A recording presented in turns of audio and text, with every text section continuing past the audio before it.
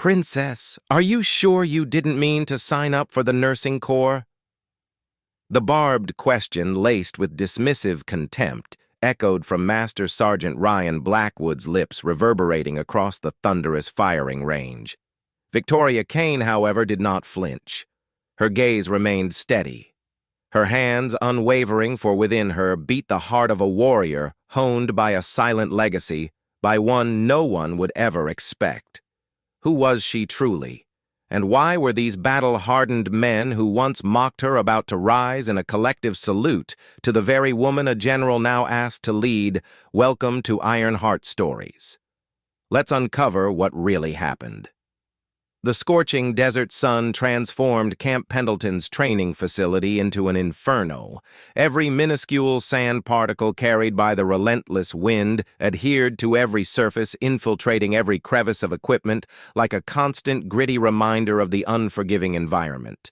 The thunderous crack of live ammunition reverberated across the firing range, a symphony of raw power and controlled destruction, understood only by those chosen few. For 3 grueling weeks in the heart of the prestigious marksman certification program, Corporal Victoria Cain had endured a relentless crucible of conditioning, not merely physical, but profoundly mental and spiritual. Each dawn before the sun could fully banish the last vestiges of night's cool mist, Victoria began her ritual. She did not seek a place on the primary firing line where 23 male soldiers, formidable bulks of hardened muscle faces, weathered by combat deployments, effortlessly commanded their positions.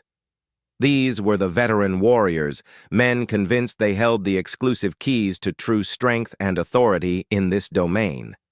Instead, she sought a secluded corner, a private expanse carved out by camouflage netting, and the calculated indifference of those around her. It was her sanctuary of silence, a space where she could genuinely, profoundly be herself, away from judging eyes. There, in solitude, she meticulously assembled her weapon. No haste, no hesitation. Every cold, precise piece of metal, the sleek barrel, the intricate scope, the ergonomic stock clicked into place with an almost sacred exactness. Her hands, slender and long-fingered, were not rough and calloused, but paradoxically delicate like a concert pianist's, yet possessed an extraordinary strength and razor-sharp dexterity. These were hands not molded by conventional military doctrine, but by a profound personal legacy. A whispered oath passed down through generations within her family. Victoria had earned her coveted position here through extraordinary shooting scores and impeccable performance during simulation exercises. She was no anomaly. She was an innate talent meticulously honed by relentless private practice since childhood, nestled deep within the rugged wilds of Montana. Her grandfather, a decorated Army Ranger, a man whose quiet intensity preceded him and who passed away when she was only 14, had secretly imparted every technique, every profound philosophy of the marksmanship craft. Never fire a shot to prove yourself, Victoria. He would always counsel, his voice a resonant tone, heavy with an almost ancient wisdom. You fire to defend those who cannot defend themselves. These words were the foundation of her entire being. Yet here at Camp Pendleton, surrounded by battle-hardened veterans and career military personnel, those profound teachings seem like distant echoes perpetually drowned out by the cacophony of entrenched prejudice. The whispered taunts, the open disdainful glances began the instant she approached the range each morning. "Look who's here, princess!" They'd sneer a collective dismissive chorus. "Sure you didn't mean to sign up for the nursing corps. Hope your lip gloss doesn't fog up that scope." They overtly viewed her as a temporary decoration, a glaring oversight in a system they believed was exclusively inherently theirs. Victoria's most relentless tormentor was Master Sergeant Ryan Blackwood, a man as physically imposing as a mountain with 4 combat deployments etched into his very being. He had made disheartening Victoria a personal daily mission. He was the unapologetic embodiment of the very prejudice she faced, a man utterly convinced that this world, this profession, belongs solely to men. Victoria never overtly responded. She simply focused. Her unwavering silence was not weakness, it was preparation. A profound stillness, holding the formidable, unyielding power of an ancient, steadfast mountain. Types sharp honor if you believe real warriors don't need to shout. The fourth week of the marksman certification program had arrived. The final assessment was no mere drill. It was a live fire scenario meticulously designed to push every soldier to their absolute physical and mental limits, a critical simulated life-or-death situation in the most unforgiving high-stress environment imaginable. Victoria, with her flawless record in unparalleled precision scores, should have been assigned a pivotal leading role, yet Blackwood, leveraging his insidious influence and deeply ingrained biases, had intentionally orchestrated her demise. Corporal Cain will assume the secondary observation position in Sector Charlie, Blackwood declared, his voice carrying an almost imperceptible, smug undertone of triumph. Sector Charlie was a distant, tactically insignificant location offering severely limited sight lines. It was a position deliberately designed to be useless to render the assigned soldier isolated and ultimately ensure their failure. It was a transparent, calculated attempt to eliminate Victoria from contention to prove she was nothing more than a superficial decoration with no real substance. Victoria knew with crystal clarity it was a trap. She had already meticulously identified a critical, tactical vulnerability within the overall assault plan, a glaring weakness that, if exploited with precision, could significantly minimize casualties and guarantee mission success. She had attempted to present her counterproposal to Blackwood, her voice calm, analytical, devoid of any emotional inflection. She presented facts, data, logical projections. "Master Sergeant," she stated, her voice steady and clear.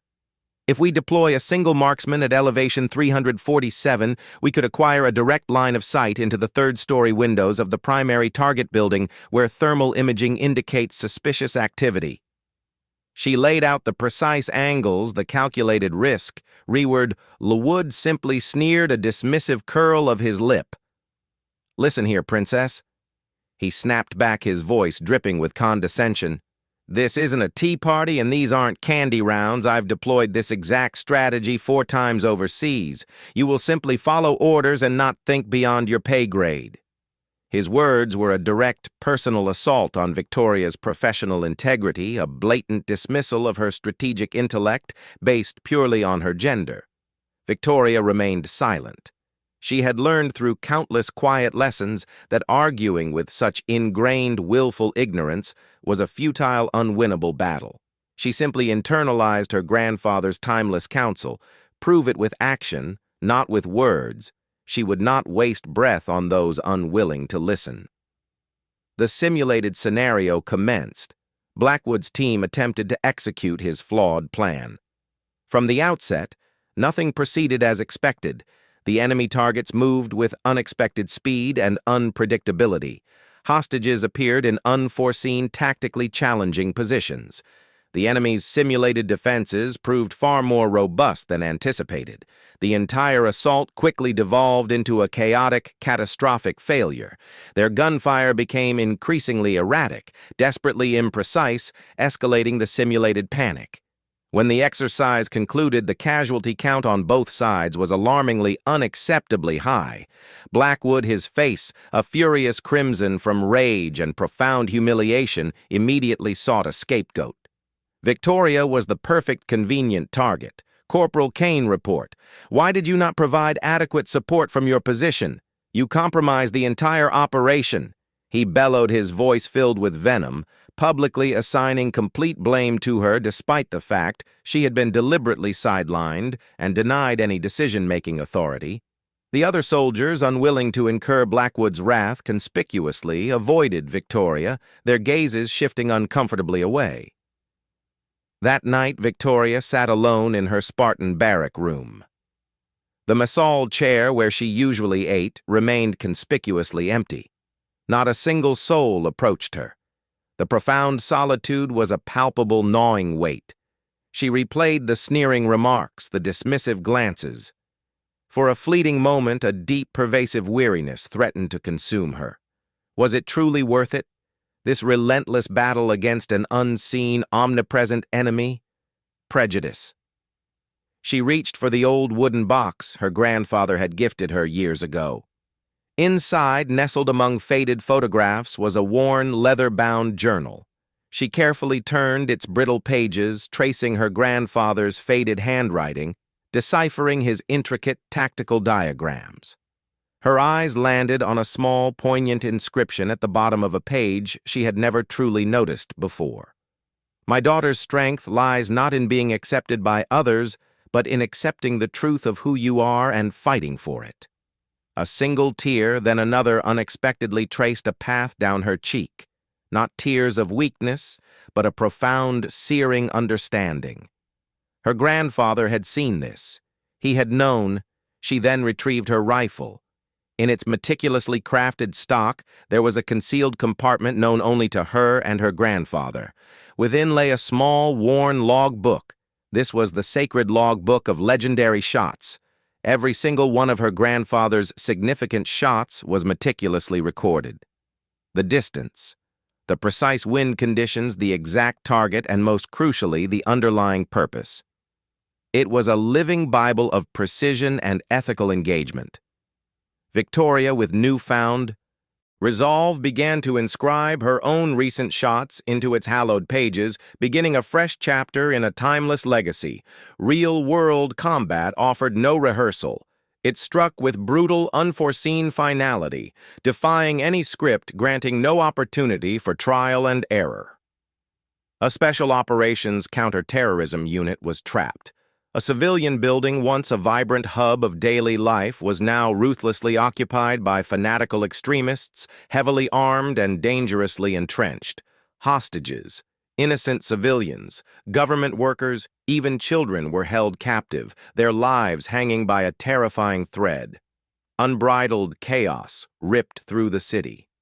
The piercing wail of emergency sirens tore through the thick night air while military helicopters ceaselessly circled the urban labyrinth overhead. Master Sergeant Blackwood's squad, including Victoria, was deployed with immediate, urgent precision to the scene. Police floodlights pulsed wildly, casting grotesque, shifting shadows across the cold, unforgiving concrete walls of the besieged building.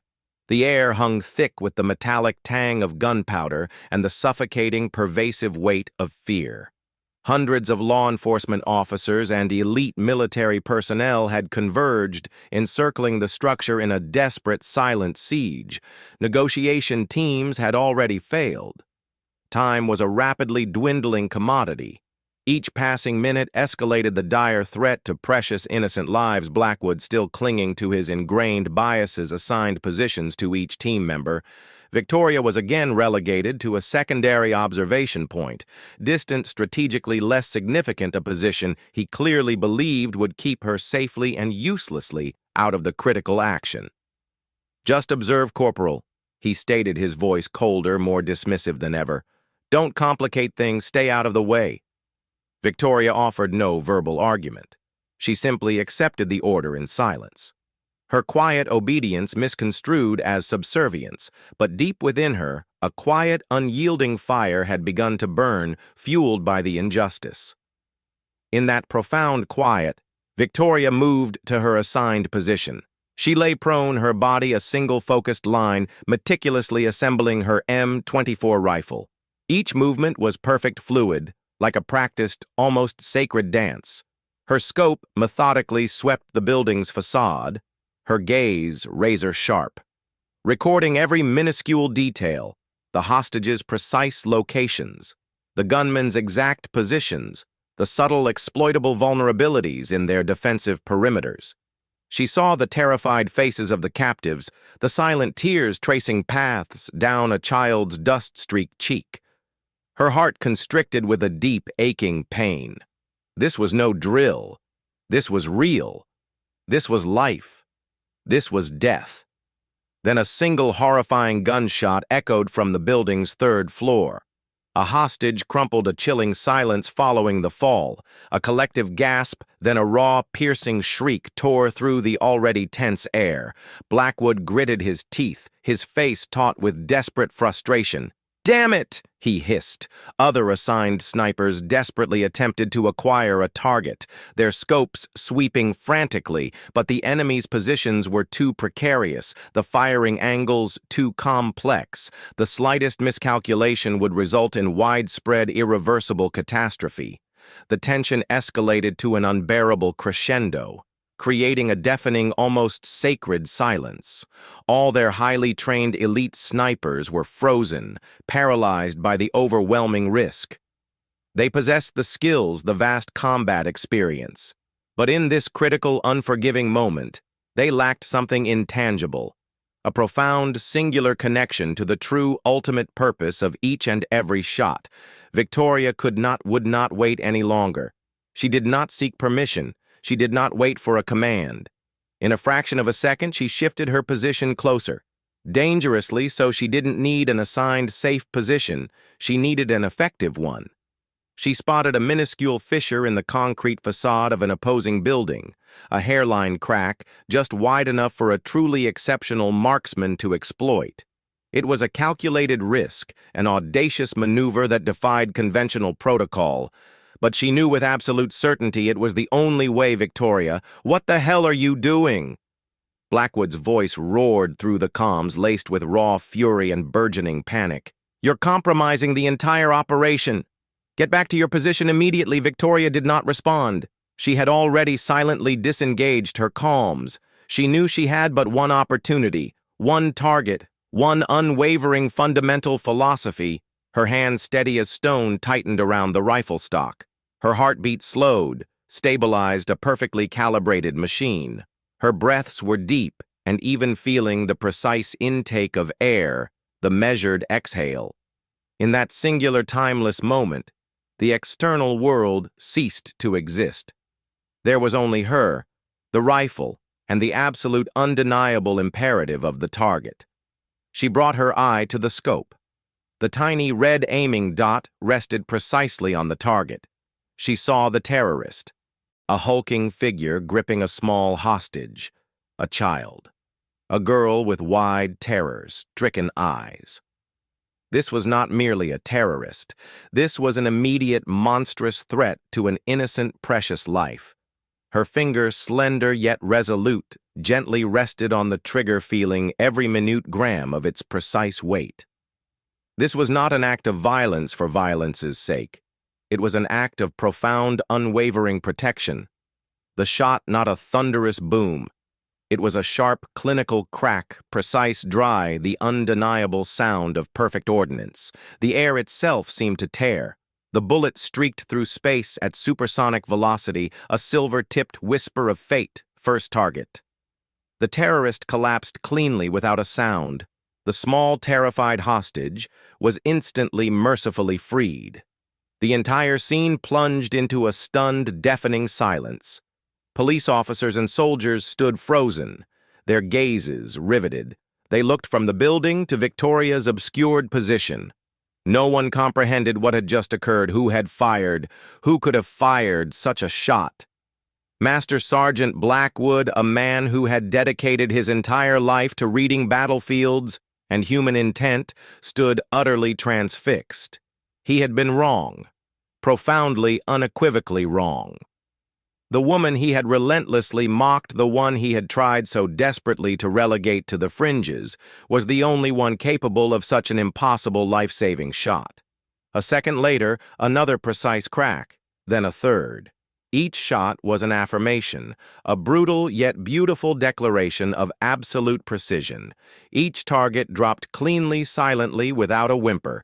Victoria had neutralized every immediate threat, freeing all remaining hostages, all within a terrifyingly efficient span of mere minutes. Her rifle had fulfilled its solemn purpose. Victoria lowered it. Her eyes remained sharp alert, but the acute tension had mercifully receded. She had fulfilled her promise. Blackwood and the other soldiers, their faces now etched with a profound mixture of awe and deep shame, rushed to Victoria's position. The sneers were gone, replaced only by astonishment, undeniable respect, and a deep, burning humiliation. Blackwood stared at her. his eyes searching for an explanation for any sign of how this was possible. Victoria simply gave a quiet nod. She needed no words. The shots had spoken volumes. She merely whispered, her voice a calm, unwavering testament. "My grandfather trained me from the age of 6. He survived Vietnam. So will I." When the immediate, overwhelming crisis had been controlled, Victoria, with a quiet confidence that belied her rank, guided the entire team's precise retreat from the building. She required no maps, no external directions. Every escape route, every egress point was meticulously mapped in her mind, recorded from her earlier meticulous analyses. The entire squad now looked at her with completely different eyes. No longer suspicion, but profound admiration and almost sacred trust. She had saved them. She had saved everyone. Comment for those who stood alone if you know someone who proved their worth when no one believed. Days after that defining, harrowing night, a solemn, dignified ceremony was held at Camp Pendleton. The atmosphere was a stark, profound contrast to the brutal, grinding training sessions. Uniforms were impeccably pressed. Their creases, razor-sharp metals glinted like facets of light under the brilliant California sunlight. Victoria Cain now was definitively no longer the invisible woman. She stood on the dais alone, a singular figure, a living symbol of quiet courage, undeniable precision, and the triumph of truth over prejudice. High-ranking military leaders, many of whom had once harbored deep ingrained skepticism about women's capabilities in frontline combat roles, now physically bowed their heads in silent, grudging acknowledgement. But Victoria did not allow the torrent of accolades, the sudden rush of attention, to sway her true nature to corrupt her core being. For her true glory resided not in the gleaming medals pinned to her chest, but in the precious lives she had saved, in the solemn, silent promise she had so profoundly kept. Before Victoria delivered her remarks, a distinguished army colonel, a man of immense stature and gravitas, stepped forward to the podium. He began to read the biography of Victoria's grandfather, a decorated army ranger, a true legend who had served with extraordinary, almost superhuman valor in the crucible of the Vietnam War. He was, as the colonel's voice resonated through the hall, a legendary sniper revered in the most clandestine secret circles of the military. The entire assembly listened in profound, hushed silence. Many of them knowing only the formidable, almost mythical reputation of the soldier, but never his true name nor the complete, intricate legacy he had meticulously built. They had no idea that the young woman standing before them, so quiet, so unassuming, was the living, breathing embodiment of that very legacy. When the colonel concluded, a reverent silence descended. Victoria stepped to the podium. She required no lengthy, flowery self-aggrandizing speech. She simply looked straight out at the assembly, her eyes deep, calm, and unwavering, containing the quiet wisdom of a lifetime of sacrifice and unyielding resilience.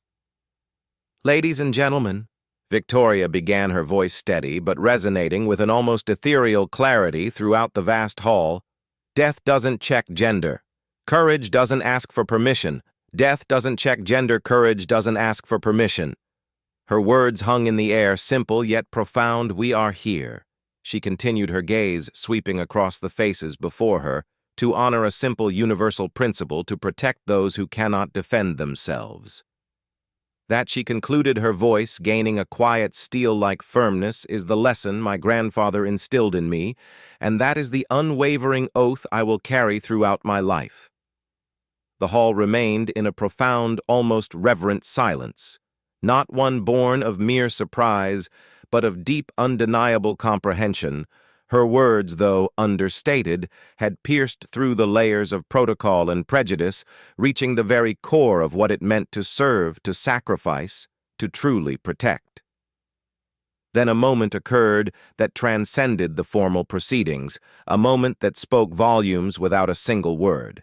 Master Sergeant Blackwood, once her most relentless tormentor, now stood in the front row. The rigid defiance had completely vanished from his posture.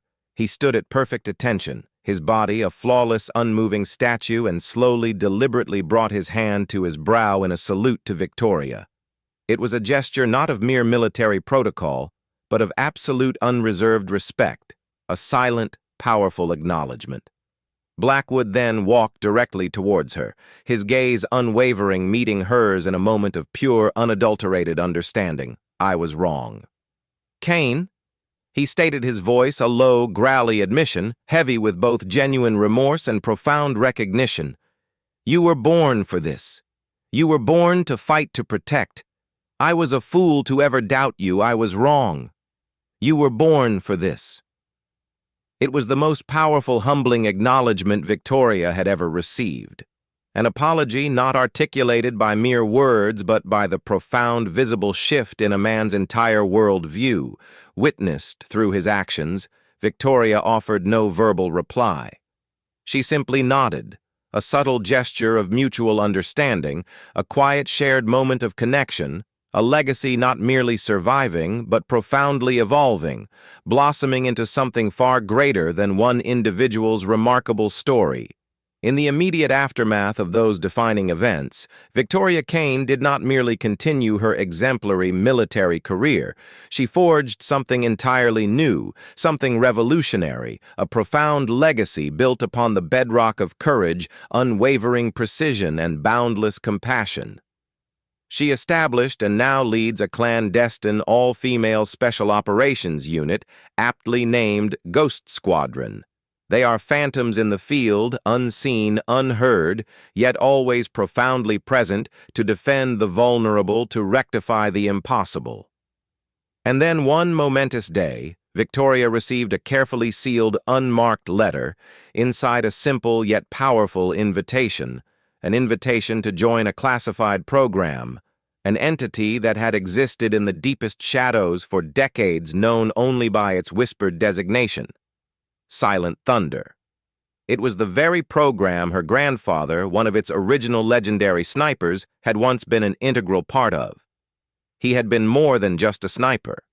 He had been a pivotal component of a larger, profound, and unseen legacy, meticulously designed to act when no other recourse, no other solution remained.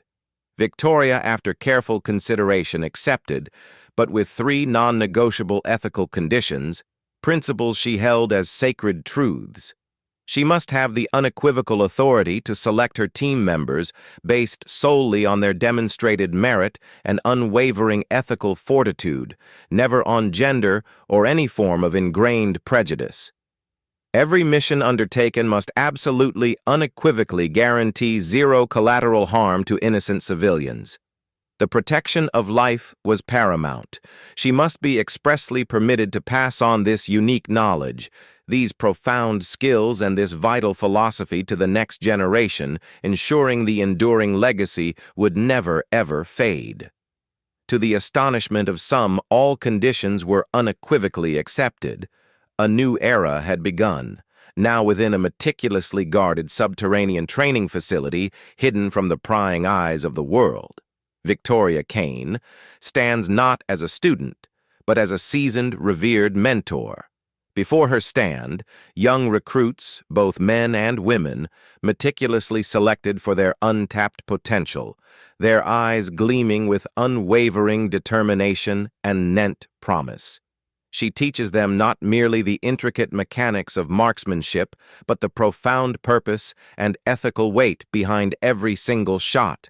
She meticulously instructs them that true power lies not in the thunderous roar of aggression, but in the almost imperceptible whisper of a single bullet, perfectly placed, perfectly timed.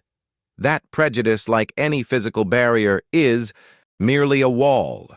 But truth honed with steel-tip precision can effortlessly pierce it. That loyalty is not a contractual obligation, but an invisible, unbreakable bond, connecting courageous souls across every conceivable trial and adversity.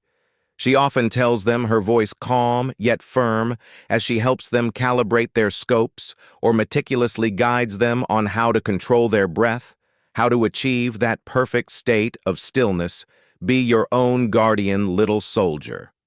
Because some stories do not conclude, They simply inspire the beginning of even greater ones. Subscribe if you believe courage doesn't shout. It acts, and real legacy is passed in silence.